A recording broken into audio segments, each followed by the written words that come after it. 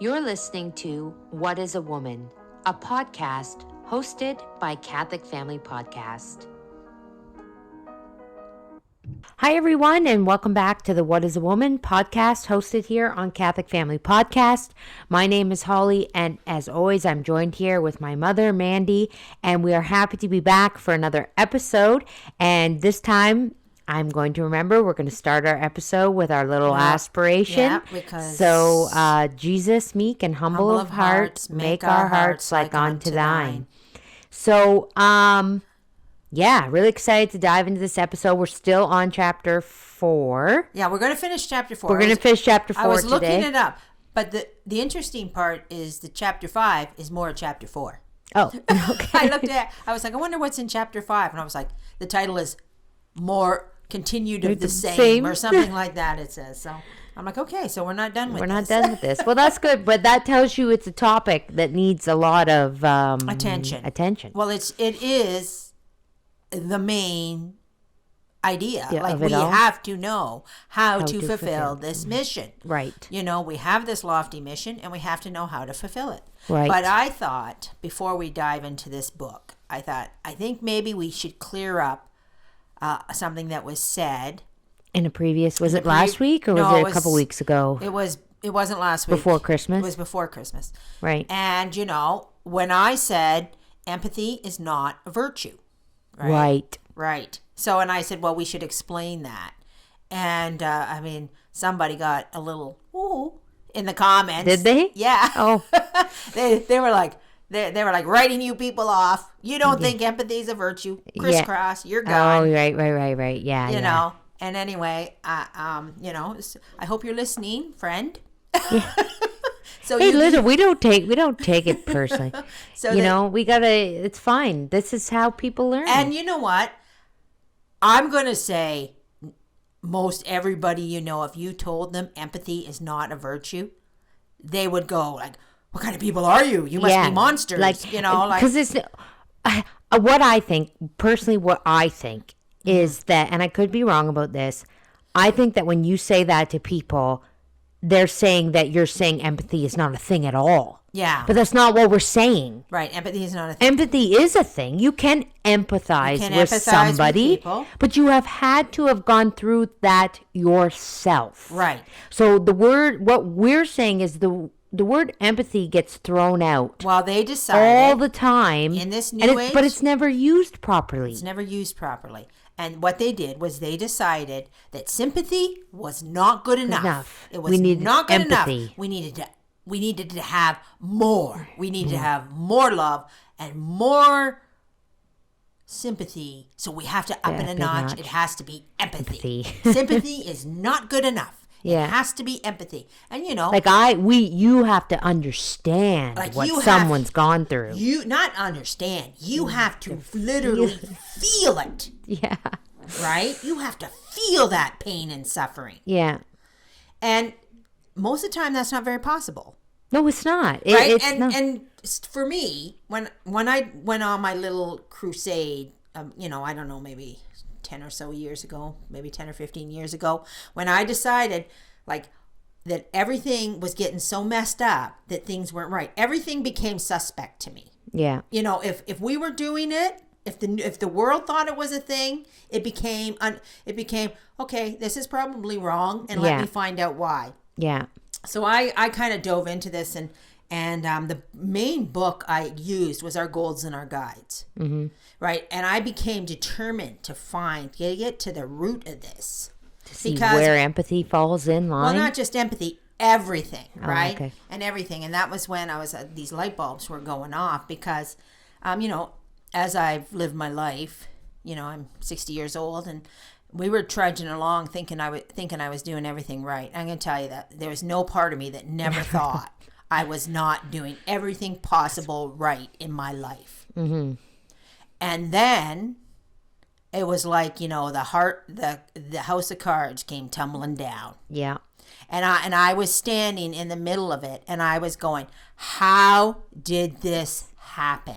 Right, because I did everything right. Yeah, I did everything right. This is impossible. This is impossible that I'm living this mess. Mm-hmm. How did this happen? How did this all go south? right? Yeah. And then that's when I actually did pray about it. I was like, Lord, I don't know. I was doing everything right. How did this happen? Yeah. And he said, well, let me show you a thing or two.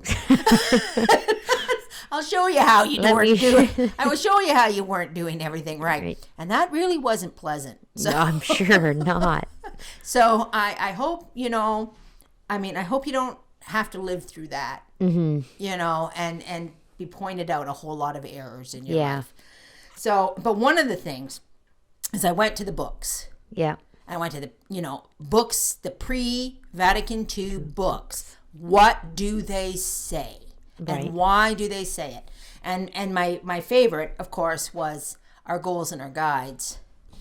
It's a grade 9. It's the one I use the most is the grade 9 catechism, Our Keys to Happiness. Is that what it is? Yeah. I'm not Something sure. like that. Well, anyway, I have it in front of me. Don't you have it in front of you? What does it say? I have it in front of me.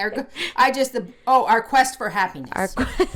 So like, why don't you just read what it says? So anyway, in this book, the virtues are outlined, the categories. They make the main categories, and they put them in they put all the virtues that fall under the that categories virtue. And why the virtues are under the categories, right? So just empathy is not in the book. It's just not here. It's never there. It's not here.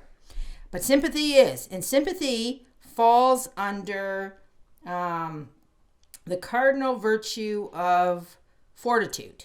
Fortitude. Under fortitude? Yes, it falls under fortitude. And then it falls under a different category that's under fortitude, which is patience. Oh, okay. Okay, so and under these you have courtesy, sympathy, forgiveness, compassion, equanimity, submission, and love of suffering. Okay, but no empathy. But no empathy. No empathy is there. And then, I think we said that in that podcast, empathy is a new word. It's not a new word. It's an old word. Oh, is it? I thought we. No. Maybe I'm thinking of a we different did say podcast. that, and that was, I think what we really meant was it's not a new word. It's just, like we said, we decided we needed to up the sympathy. Oh, right. And we needed to take, because the definition of empathy, we looked it up in the dictionary. We looked it up beforehand. And empathy is the ability to understand and share the feelings of another. So you have to literally be able to share those feelings. To share those feelings. It's like when you've lost. We'll use this example. I think it's the most common example for this. If you've lost a parent. Yeah. Okay. Somebody who hasn't lost a parent cannot come up to me. Or a child. Well, no, I think a child is different than a parent. Right. But if somebody, you can say, oh, that's horrible. Oh, that is an example. Yeah, you could say, I feel horrible. I feel for you. But you cannot empathize with that person. Because you don't know how it feels. You don't know how it feels. You have no idea. Or, another example that I like to use is being homeless. Right. You cannot. You can imagine. You can try to imagine. Try to imagine what's that like. But unless you've actually been homeless or you've had no place to lay your head, you have no idea. You have no idea. You can't actually put yourself in. You can try all you want, but you can't empathize with that person. But you can't empathize because you can't feel that because you've never felt it. Yes, you've never felt it. Right? Yeah. So sympathy, on the other hand, is the feelings of pity and sorrow for someone else's misfortunes. Mm-hmm. Right? So, well, that's why they're sympathy cards and not empathy cards. Right. So you have a misfortune, or if you know someone who's homeless, right? Yeah. So you can feel like, oh my gosh, that's a horrible situation. Yeah, I feel for you. I really feel for you. I don't know what it feels like, but I feel for you. But I feel for you. Yeah. But interestingly enough, when we were looking at the definitions, the definition, also under the definition of sympathy was the understanding between people in common.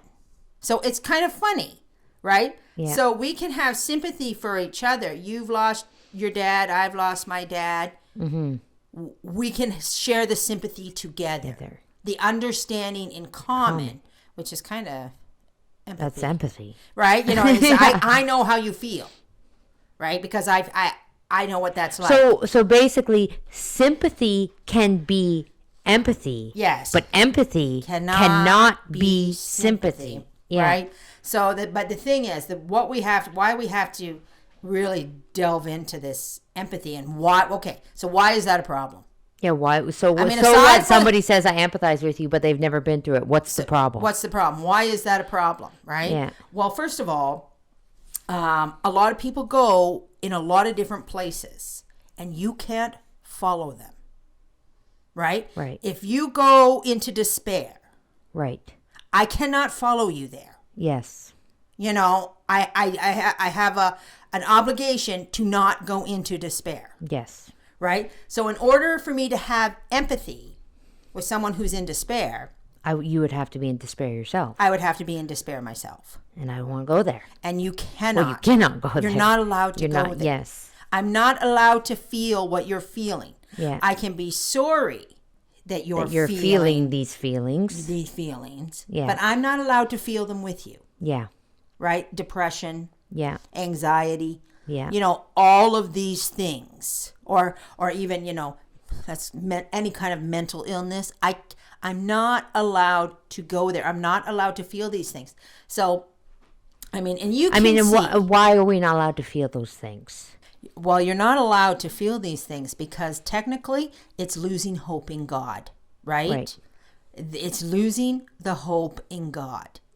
And I know that a lot of people out there suffer and they get into these pits, you know, and if they get into them deep enough, they have a very hard time pulling themselves out. Back out, yeah. Pulling themselves back out.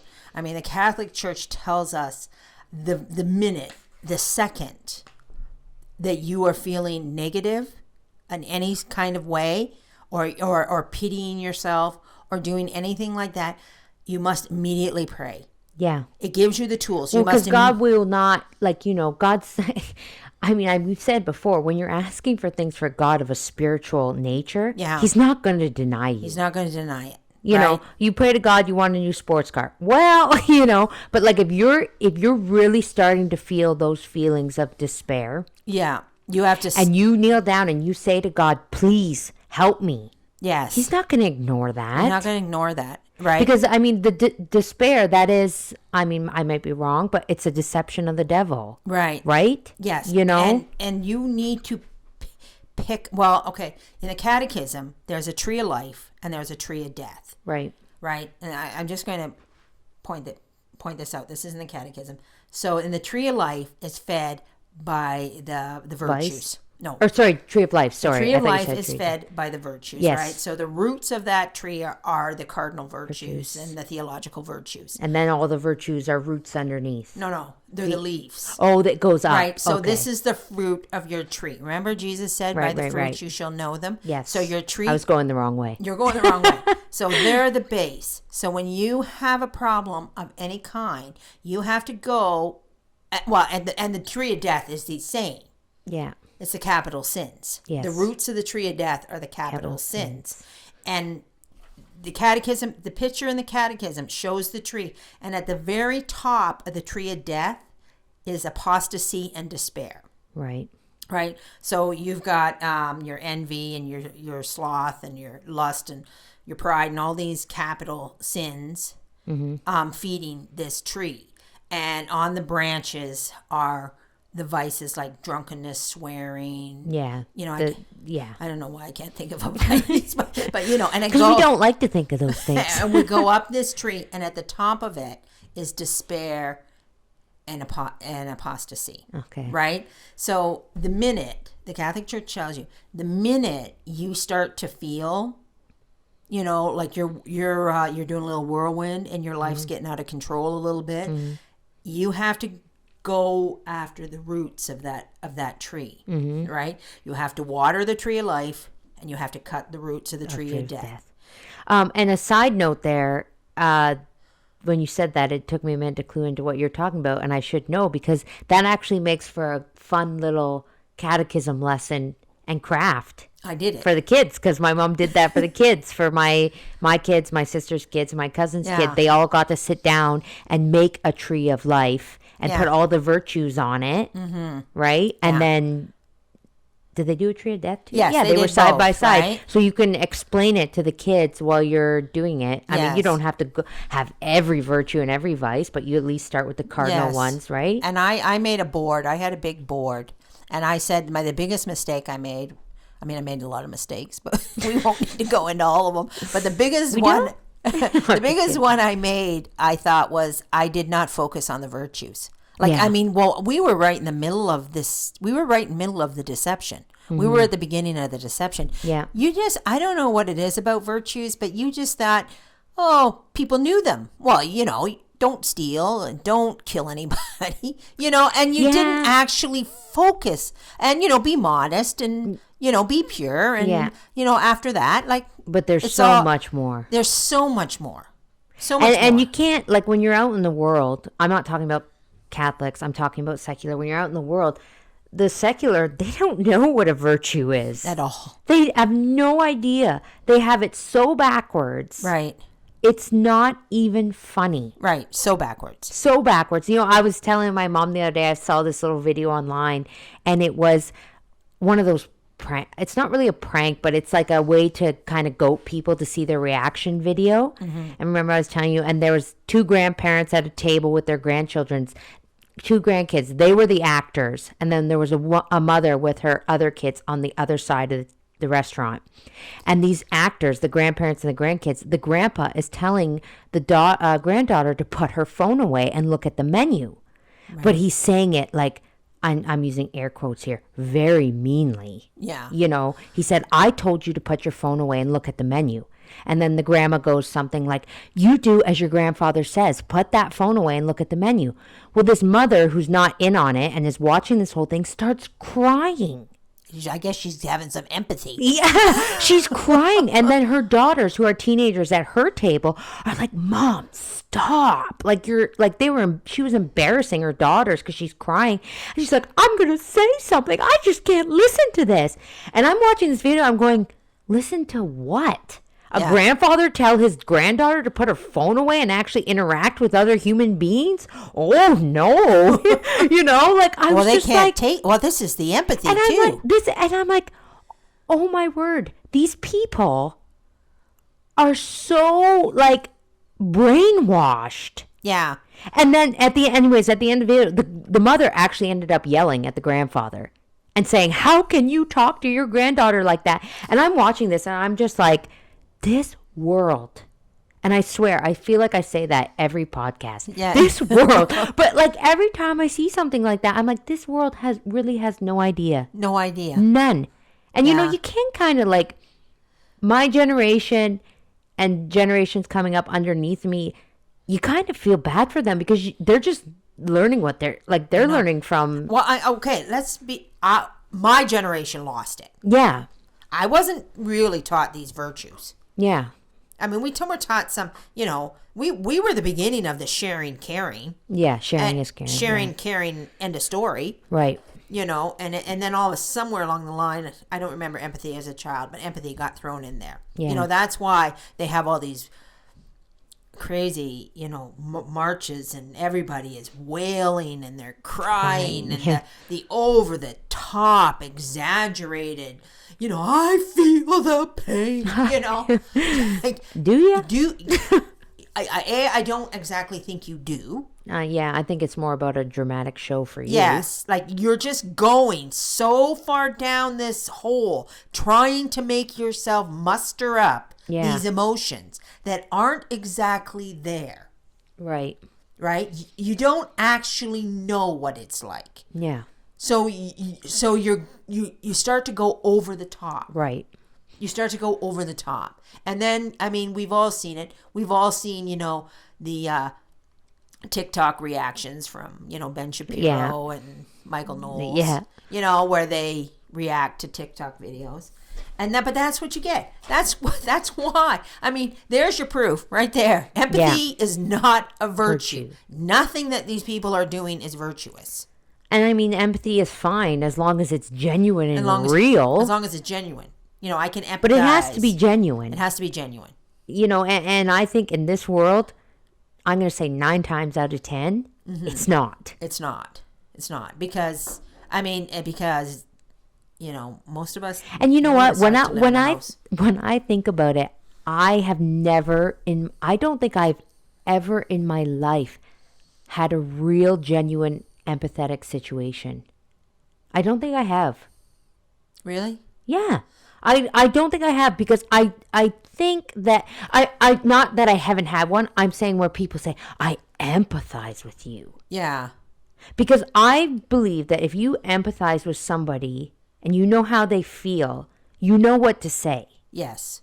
I don't think you have to say to that person, I empathize with you. Yes. Like, do you know what I'm getting at? Right. I know. Like, you don't have to say that. People. Empathizing with somebody, I think, is an action. Yes. Not more or less, like, there's words involved. Uh-huh. And maybe I'm spinning off into a wild dimension here, but I know of people that I have empathized with. Right. In certain situations. But you don't say And I don't that. think we've ever said that. Said the words, right? Yeah, I don't think we've ever said the word. I've had close friends and relatives that have experienced what I've experienced, and and then I've been able to talk to them. Yeah, and you just talk. You just talk, and you just say, "Look, this is this is how this goes." You hold them up or whatever, right? Yeah. You don't. I think empathy. You don't start bawling and crying. Yeah. And that's what I think when you empathize with somebody, it's more or less your action. And so say you've had the same situation in the past, so you're the one that's empathizing with that person in that moment. You can more or less hold that person up, right? Boost them up, give them some hope, give them some something. Yes. To hold on to. So it's, for me, it's more of like a way of behaving and an action, not just walking up to somebody and saying, I empathize with you. It's very fake, really. Yeah. Empathy is very, very fake, because you haven't felt what I've felt feeling. Unless it's genuine empathy. Unless it's genuine. But if somebody is saying, I empathize with you. And so they're acting. Have you ever seen that person at a funeral? Oh, yes. And I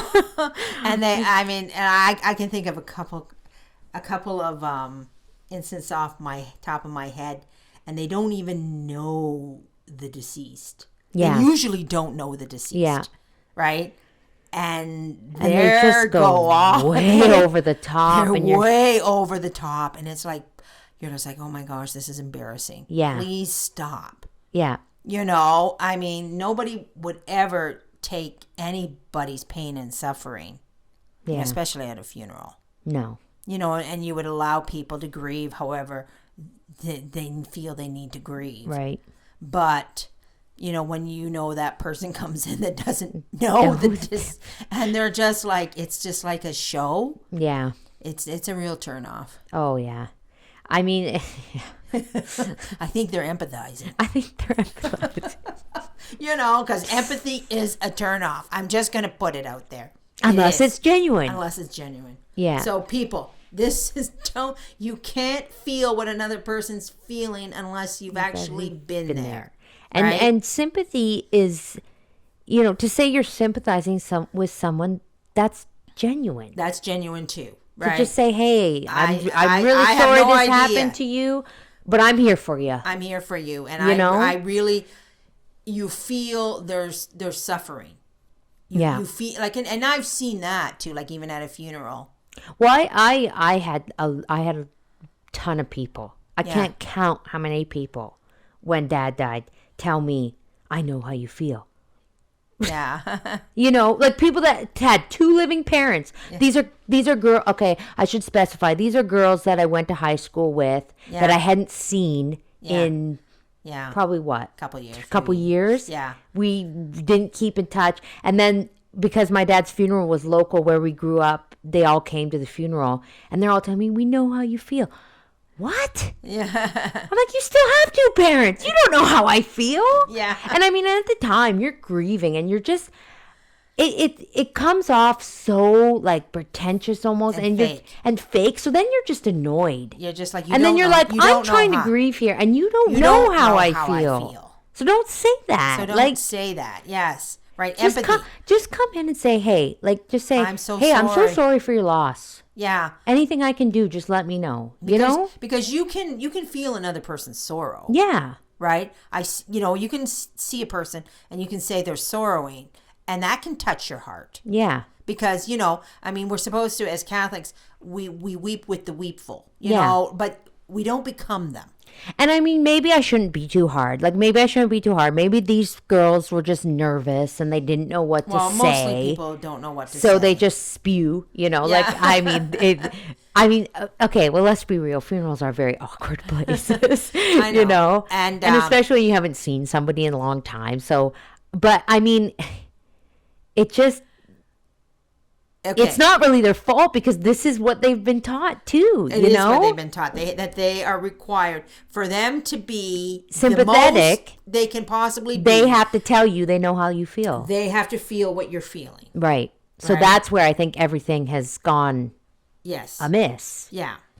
Because people they toted this line and people bought into it. People believe it, They believe it. So, but you're not. It's not. So don't ever. And you know what? I was watching a Matt Walsh podcast, a Matt Walsh thing, and he said he empathized with somebody. I went, you don't. You don't empathize with somebody. Everybody uses the word. Everybody uses the term. That's because I don't think anyone really knows what it means. They don't. And it's just all part of the lies. Right. It's all part of the deception that's twisting everything in your head that you have to feel the way someone is feeling. Okay. So you could sit here and you could say, okay, Holly and Mandy, so what? Big deal. Yeah. We used the wrong word. Big deal. Mm-hmm. What's the ta-da? Does it really make that big of a difference? But it does. It does. Because we're living the fruits of empathy. Yes. People chaining themselves to trees. Yeah.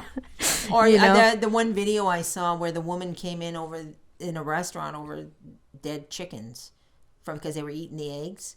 They were eating the eggs of the dead chicken? What? Well, I don't know. They killed the chickens. Oh, she was making a grandstand or something in the restaurant. It's embarrassing. It's and the weeping and the unreal. Actually, our book goes into this. Well, does it? Yes. Yes. So what a great time to go into our book. What a great time to talk about our book. What a great time to get into it.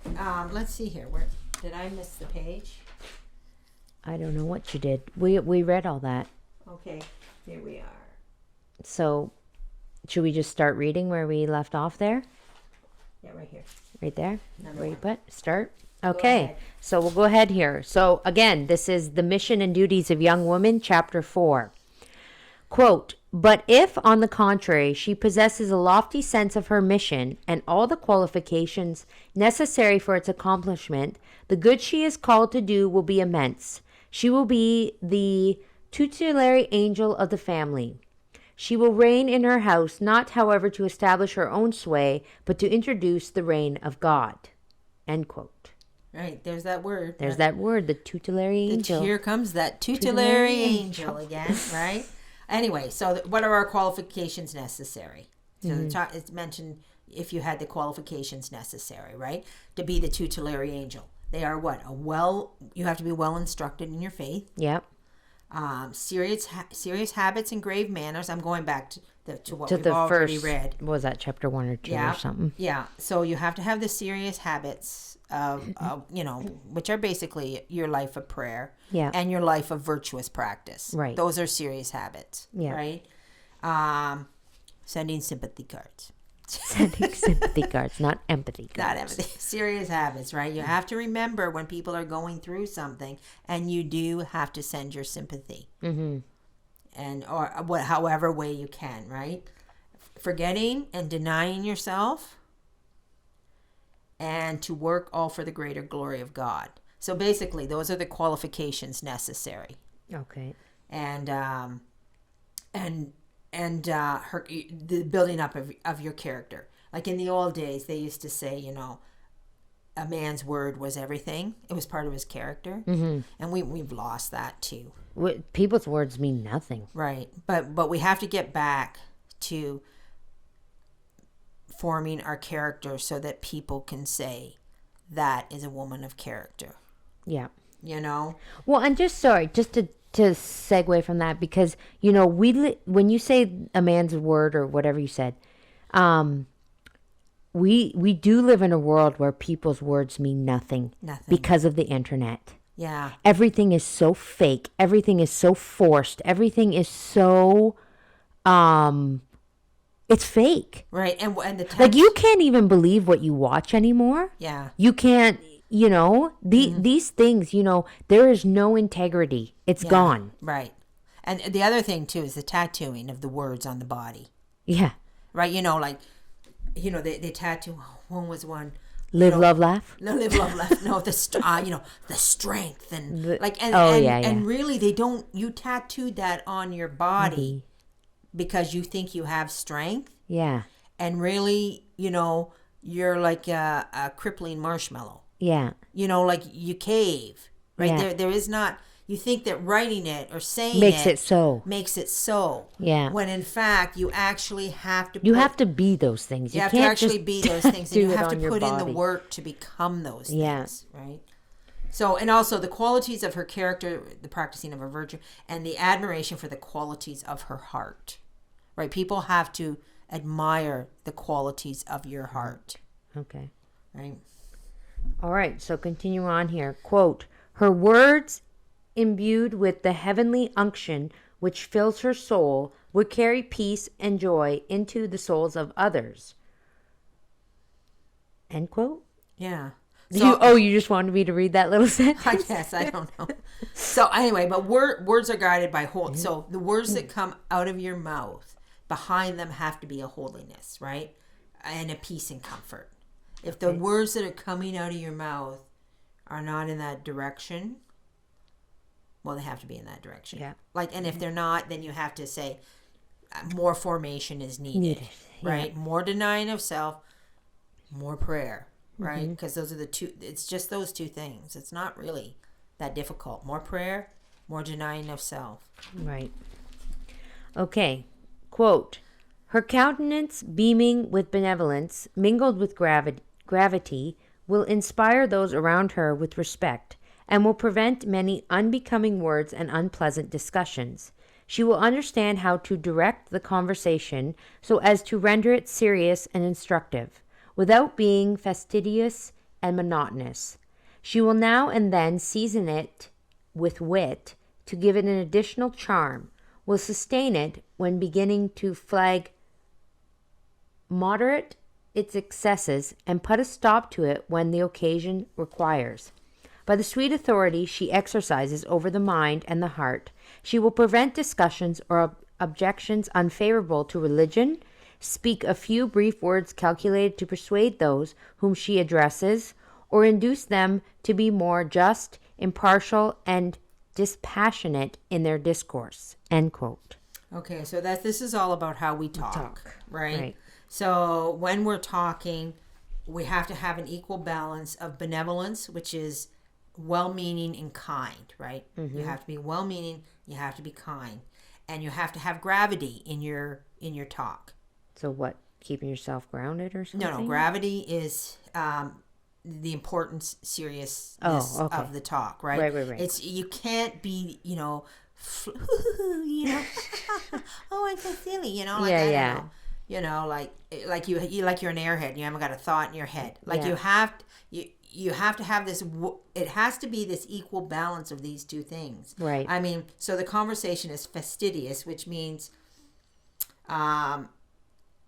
it's too much detail. You just go. It's boring and monotonous. Like you're boring people to death. Yeah. Like get to the point. I mean, how many times has your husband said that to you? Oh, he says it to me all the time. He said, "Can we just get to the end of the story, please?" Right. And then I'm like, he's right. He doesn't need all these details. He's a man. He doesn't care, I know. But when you've talked to somebody and you're starting to, because I have sing Jingle Bells in your head or something. You're like, and then they're over, like, oh, okay, they're over. I can respond now. Yeah. And you haven't heard a word. What they said. You haven't heard a word that they've said.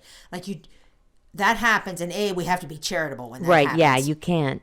And it's something that I always have to work on. I have to work on it too. I'm a lover of intellectual conversation. Yeah. Right. So I have an aunt oh my gosh, God bless her. She loves the small talk. And she's so good at it. I know. I'm terrible at it. She's so good at it. She can go up to anybody and just talk and blah blah blah. And I'm not good. And I have to force myself to do the small talk. I have to force myself to do the, because you don't know somebody very well, or you don't, you just have to do the pleasantries and talk about the weather. And the corn is high and whatever, the kittens are cute. I don't know, right? But we have to be careful that. And we have to look for it, like, oh my gosh, I think I'm boring people right now. Yeah. I need to stop. So maybe I need to just stop. I need to stop talking, right? So, anyway, I can't stop talking now because we're doing a podcast. You know what the part I like? We're going to stop talking now and just have a moment of silence. I'm just kidding. Bore you guys to death. Is this monotonous? Anyways, let's get serious.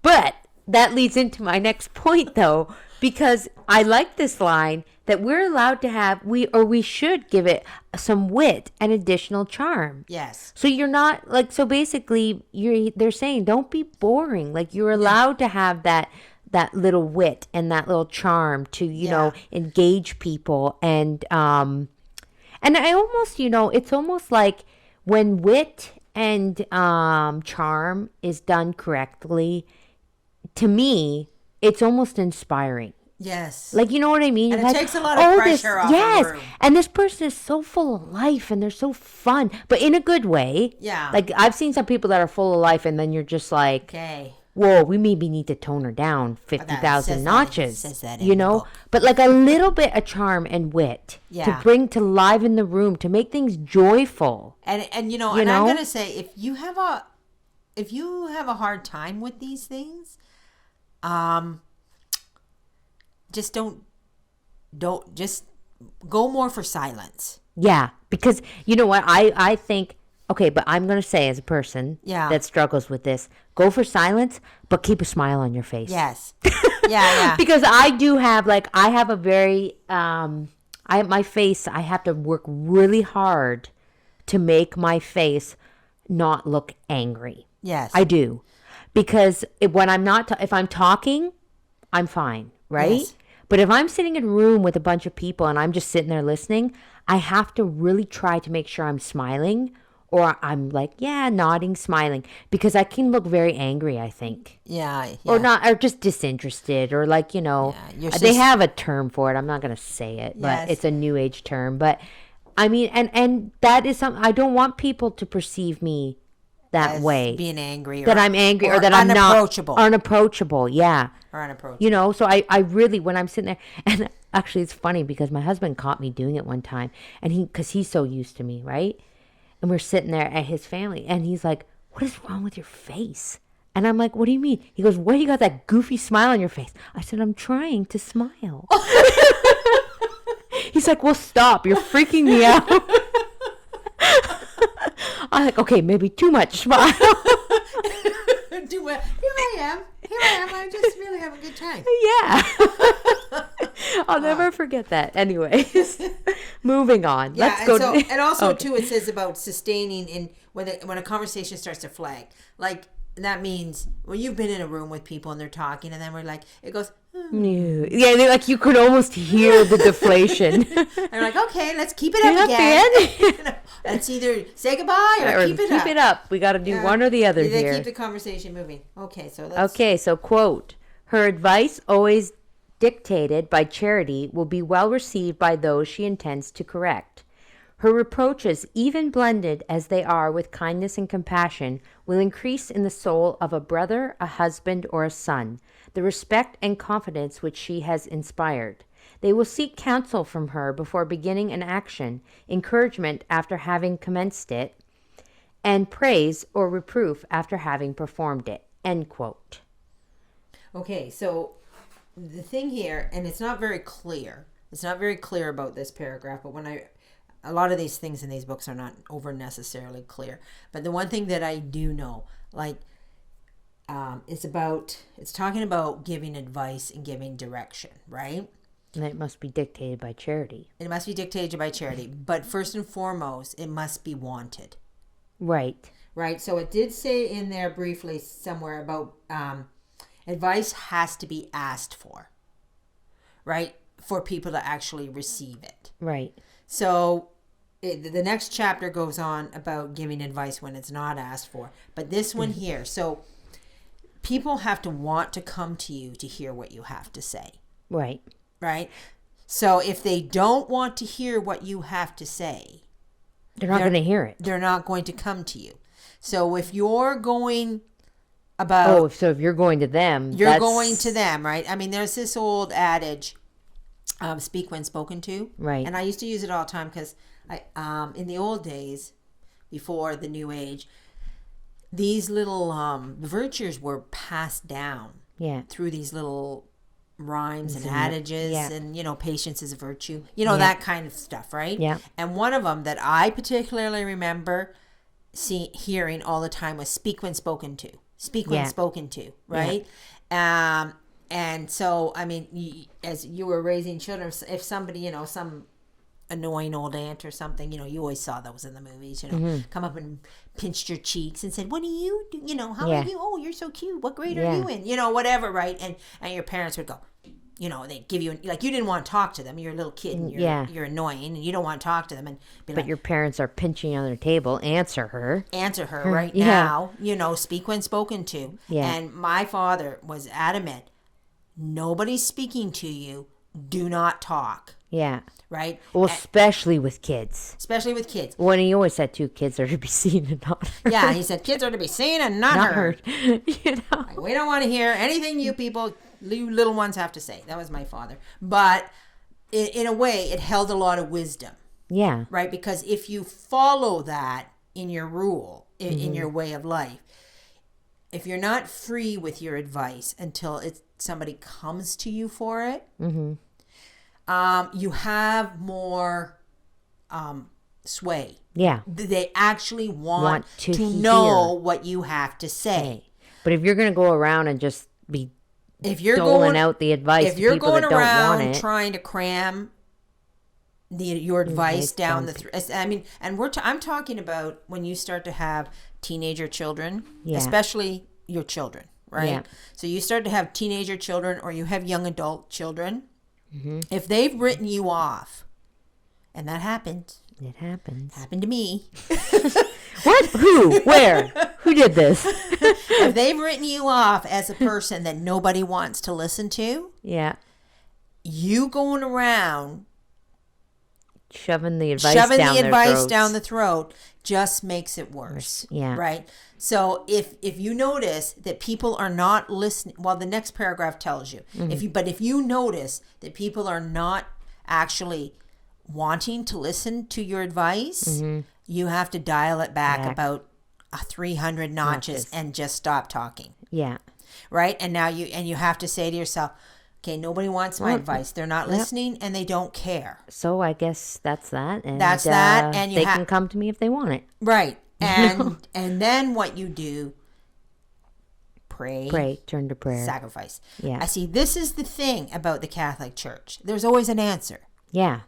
Yeah. It's not, God doesn't leave you like, oh, they don't want my advice. Oh, well, another day. No, there's prayer and they're there's going sacrifice. off to, destroy their whole life. That's fine. Yeah. What can I do about it? You can do the greatest thing. You can do the greatest thing, which is prayer and sacrifice, and then let God handle. And let God handle it, right? And then you just, I almost think you should just do that first. Right. Well, this is it, right? Because people come to me for advice all the time now. But they didn't. There was that time period. Yeah. We'll call it the dark days. The dark ages. I don't know what we'll call it. But where there was this time where, I didn't know what to do, right? I had young kids and I know that, not young adults.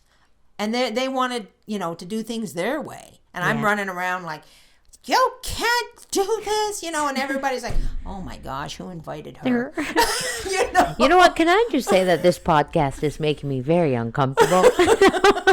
Well, no. I'm just kidding. But no, it's true because, and it actually is like, for me, because, my mom was always there with the advice, but we didn't want to hear it. You didn't want to hear it. We didn't want to hear it at all.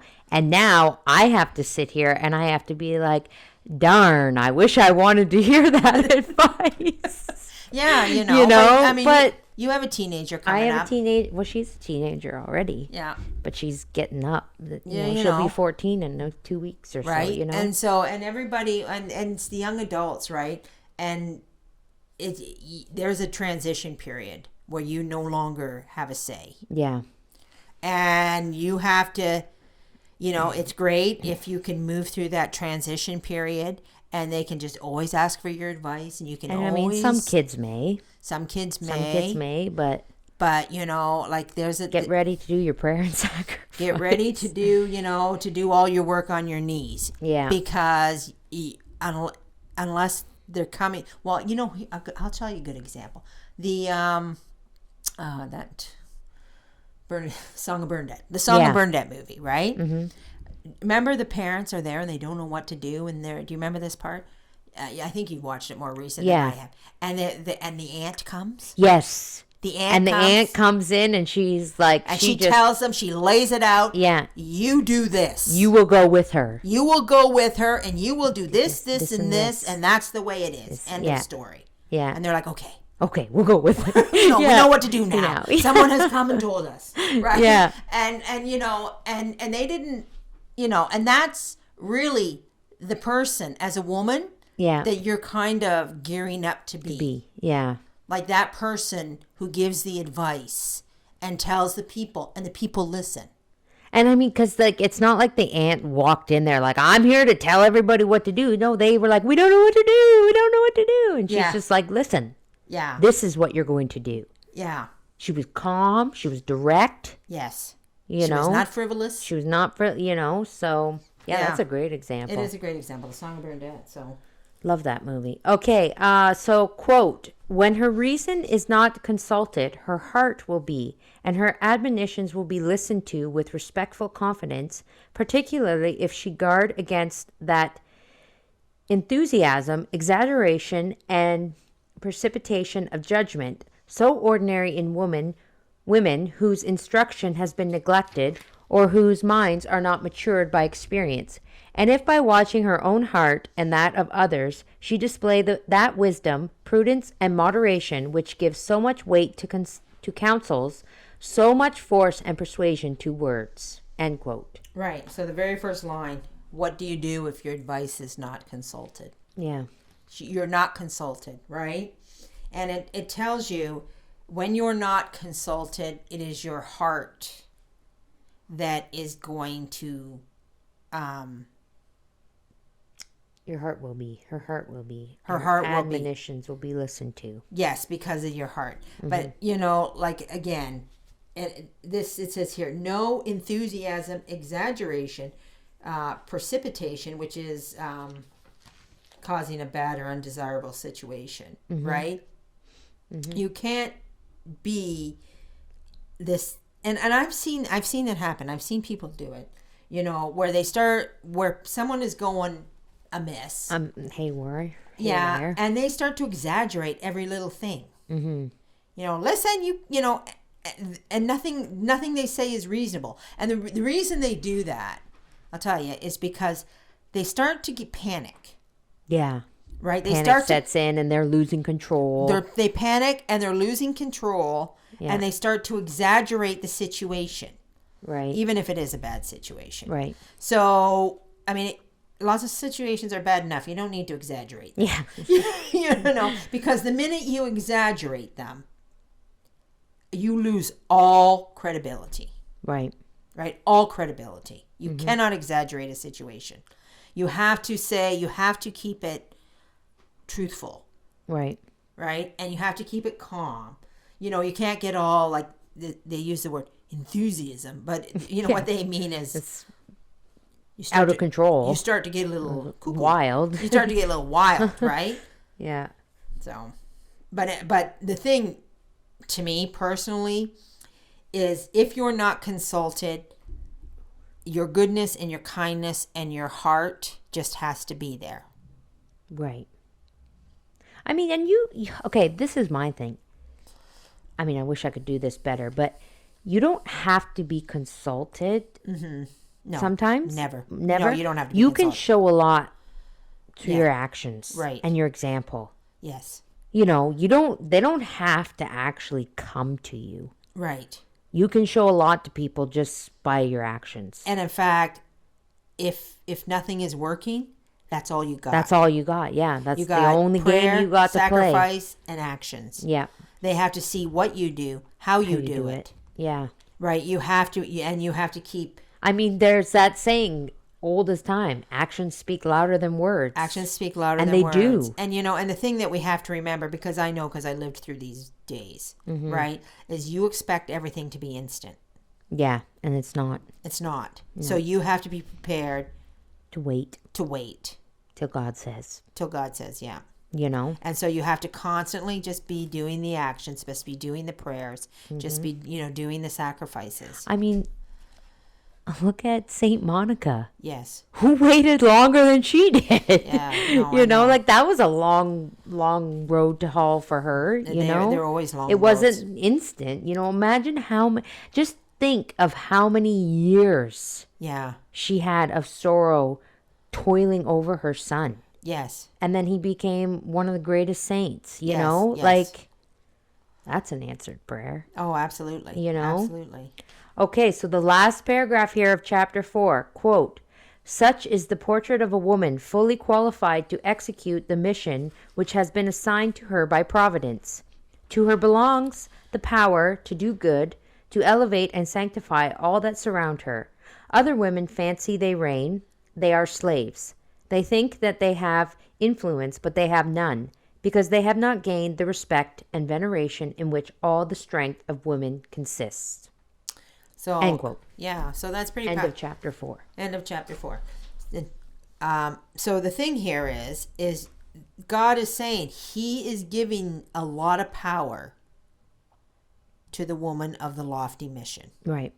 The woman that undertakes it and does this, a lot of good, and she can sanctify. It says right there, she'll sanctify all around her. Yeah.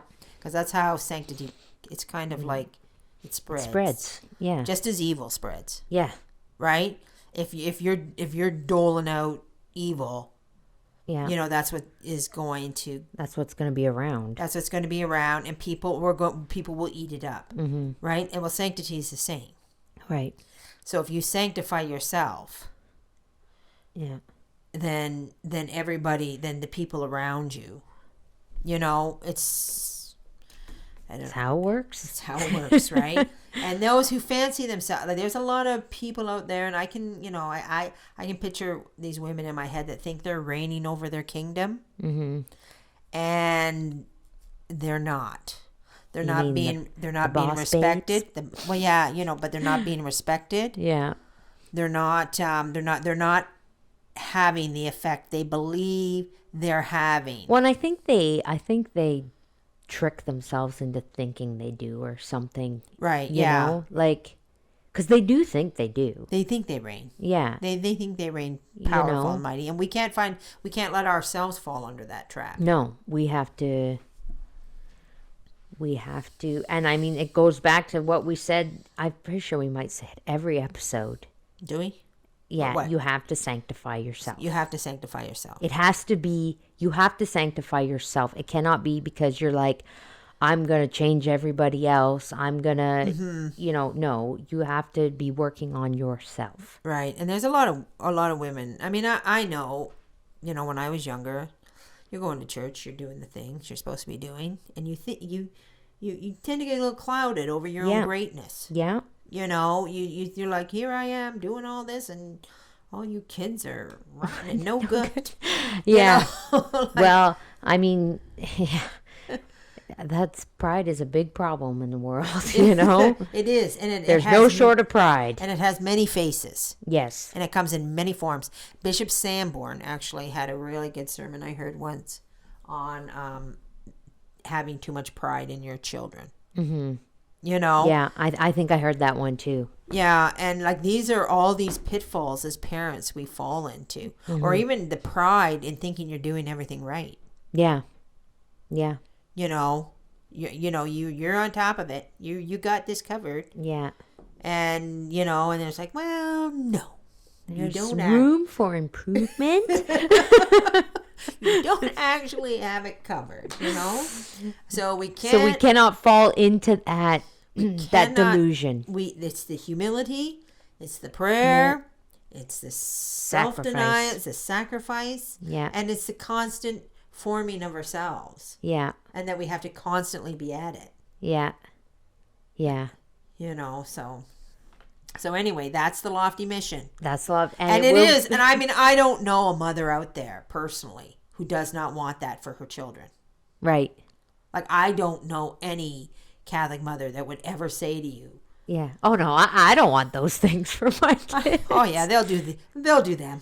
Yeah, no. No. They're not, no, we don't want them to do them. Yeah. We want them to be saints. Yeah. Right? And in order for us to get there, they have to have example. Yeah.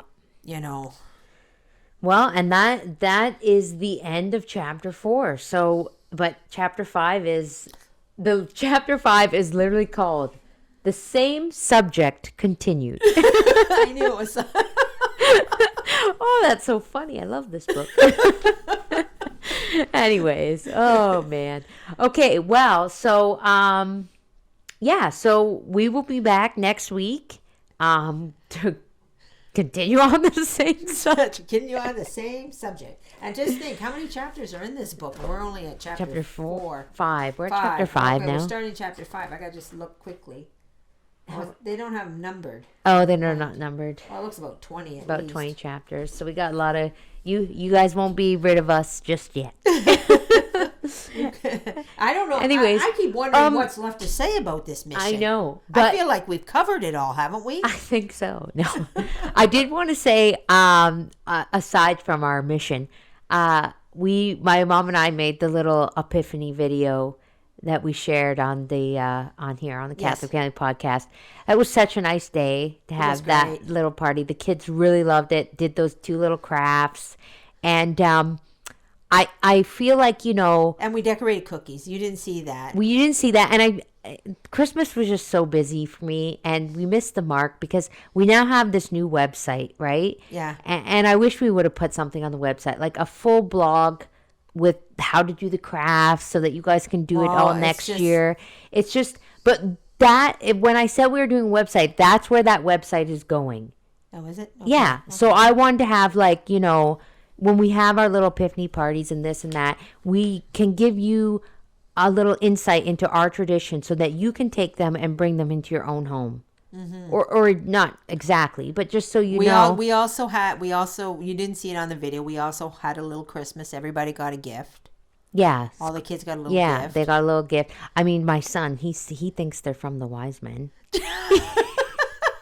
He said, when we got home, he said, "This was my gift from the wise men." I said, "Yes." We'll just let that one go. I believe the wise men brought gifts to Jesus. Okay. We'll just tackle that one another day. Yeah. So we started with Mass. We started with Mass, and then we came back to my mom's house, and we had all kinds of activities. We had hot chocolate. We had hot chocolate, and I had made some egg patties, things. Just, grab and go. And actually, Epiphany was a really great day for us here in Canada because it was a holy day. For us Canadians, Epiphany is a holy day of obligation, but Epiphany was on Friday. Yeah. So we got to eat meat. Yeah. So we were having a great celebration, and yeah. So anyways, I just wanted to say that, if you haven't checked out the website, I'm going to put the link in the description here. We sell the book there, but I also, I hope that you'll sign up for the newsletter because this year I really want to put a lot of effort into that website and provide good resources for Catholic mothers, for crafts for their kids, all kinds of stuff. But then I also wanted to just segue on that about Kevin had put out his call.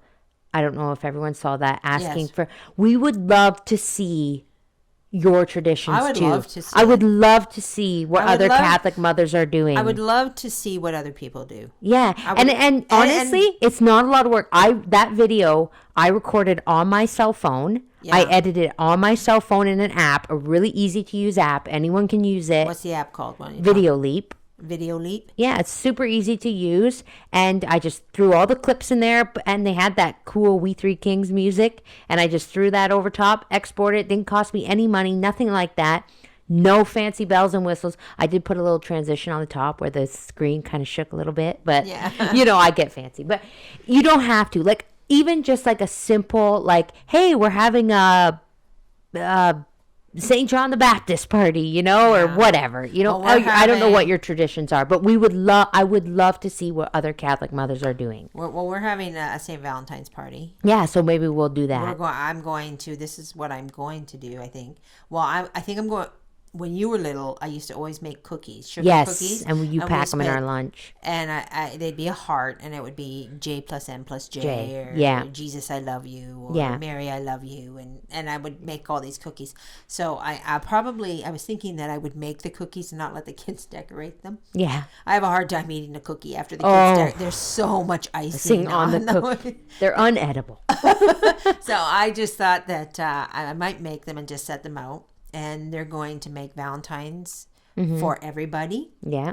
And they're going to decorate a little bag or an envelope or something. Yeah. And I'll get holy pictures and holy cards. And, yeah. And I did buy a St. Valentine's storybook so that we would read the story. Yeah. And because we really, one thing I want my life to be more, my life and the children's lives, more about the liturgical year. Yeah. And really living the full liturgical year. Yeah. With celebrations. And, like we have, as Catholics, we have so many great celebrations. Yeah. We have so many, we can hardly fit them in. We can hardly fit them in. And these are the things we should want to celebrate. Yes. These are the moments and these are the gifts that God has given us, the celebrations that God has given us, and we should celebrate them. Right. We should put the effort in to celebrate these occasions. I'm going to say, because the world is dark. Yes, it's so dark. So, you have to at least put the light in your home. Yeah. You have to at least, and the kids can remember that's where the light was. That's where the light was. And they will remember that. They will remember that. And we have quite a few little kiddies. Mm-hmm. So we have enough. Like we have 11 that come. Yeah. In our family. In our own family. Yeah. 11, and so they can make little Valentines for each other, and they can maybe I'll set up little mail stations. Yeah. Yeah. And they can mail their Valentines. Oh, that's a good idea. Yeah. And anyone want to take our idea? Feel free. But anyways, yeah. So I just hope that some of you all will share your own celebrations, because we'd love to see those too.